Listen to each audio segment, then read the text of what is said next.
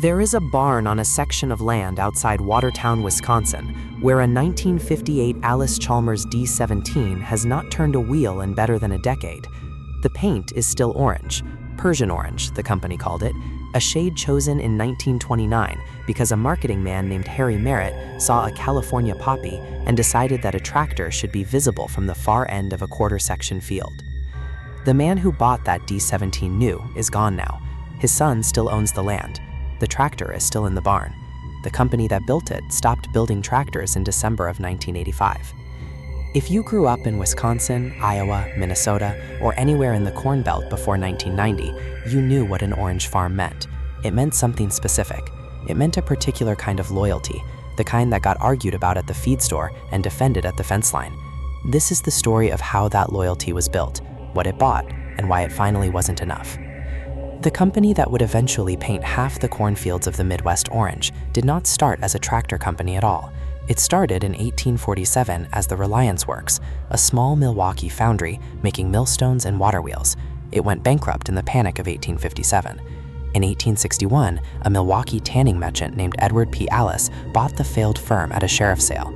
The reported price was $22.72. From that scrap heap purchase, Allis built a company that by the turn of the century was among the largest steam engine manufacturers in the world. In 1901, the Edward P. Allis Company merged with three other Milwaukee area firms, Fraser and Chalmers, the Gates Iron Works, and the Dixon Manufacturing Company, to form the Allis Chalmers Company. The merger gave the new company its name. It would be another decade before the company built a tractor. That decade ended in 1913, when a former Wisconsin National Guard Brigadier General named Otto Falk took over as president of a company that was at the time in financial trouble. Falk had no background in agriculture. What he had was a sense that the mechanization of the American farm was the coming thing, and that Allis Chalmers, with its foundries and machine shops already built, was positioned to be part of it.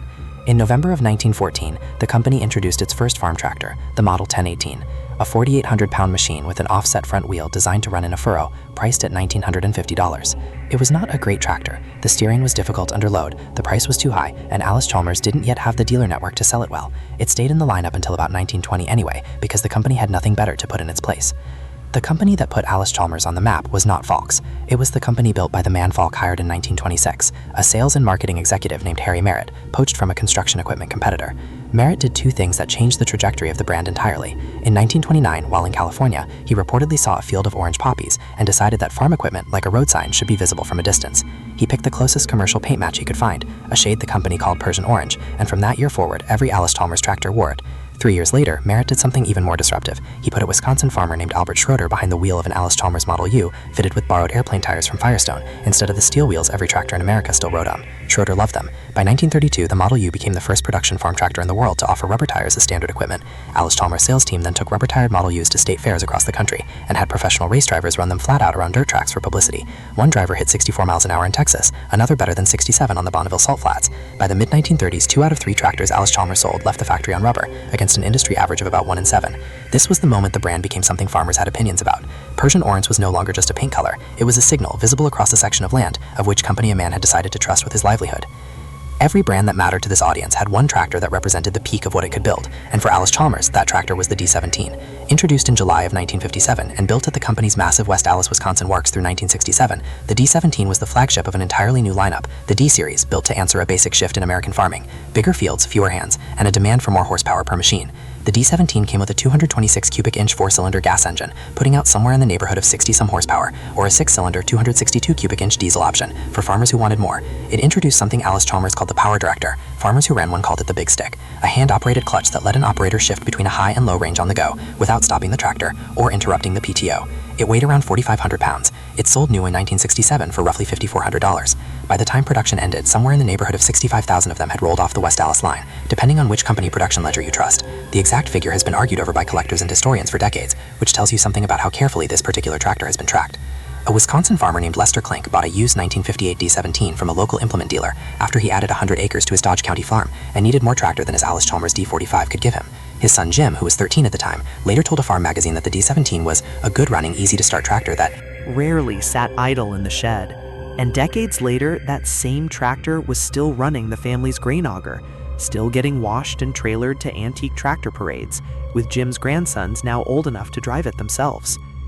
Today, a rough or parts-grade D17 can be had at auction for a few $100s. A clean, running original might bring $2,000 to $4,000. A fully restored Series 1 or 2 in show condition, with the right paint and the right decals, can climb well past that. The price has never been about scarcity. There are still tens of thousands of these tractors on farms and in sheds across the Midwest. The price is about what people are willing to pay to keep a piece of something that doesn't exist anymore. What happened to Alice Chalmers was not a single bad decision. It was the decision that every implement dealer in the Corn Belt had quietly feared for years, and it arrived exactly the way they'd feared it, slowly, then all at once. By the late 1970s, American farmers were sitting on land values that had nearly tripled in a decade, and they had borrowed heavily against that paper wealth to expand. Then the floor went out from under them. The Federal Reserve, fighting inflation that had run into double digits, pushed the federal funds rate to 20%, and interest rates on farm loans as high as 21.5% by 1981. The same year, a Soviet grain embargo cut off a major export market just as commodity prices were already sliding. Farmland that had been worth a fortune on paper lost as much as 60% of its value in parts of the Midwest between 1981 and 1986. Total farm debt hit $215 billion by 1984, roughly double what it had been just 6 years earlier, and economists at the time estimated that a third of all American farmers were carrying two-thirds of that debt, meaning the crisis, when it hit hardest on exactly the farms that had been curing the fastest. Farms went into foreclosure, some farmers didn't survive the stress of it at all. When farmers stopped buying tractors, the companies that build tractors stopped selling them, and Alice Chalmers, already weakened by years of being outspent in research and marketing by International Harvester, John Deere, and Case, didn't have the balance sheet to absorb the shock. The company lost $28.8 million in 1981. The following year, it lost $207 million. By 1984, the losses had reached $261 million in a single year. There is a date that most casual histories of this brand get slightly wrong. The story usually told is that Alice Chalmers simply went out of business. What actually happened is more specific and more telling. In 1985, with the farm equipment division hemorrhaging money it could not replace, Alice Chalmers sold its tractor business outright to Klockner-Humboldt Deutz, a German manufacturer that already owned the Deutz Fahr brand. The new owners renamed the combined operation Deutz Alice. For longtime Alice Chalmers farmers, the most painful part wasn't the paperwork, it was the color. Deutz house color was breen. Almost overnight, the Persian orange that had identified a loyal Alice Chalmers farm for 56 years began disappearing from dealership lots, replaced by green tractors wearing a name that wasn't quite the old one anymore. The last Alice Chalmers tractor wearing the orange paint and the original name rolled off the assembly line at the West Alice Works on December 6, 1985. By then, the plant employed only a few hundred people, down from a workforce that had once numbered close to 15,000 at its peak. Deutz Alice would later be bought out by its own management and renamed AGCO.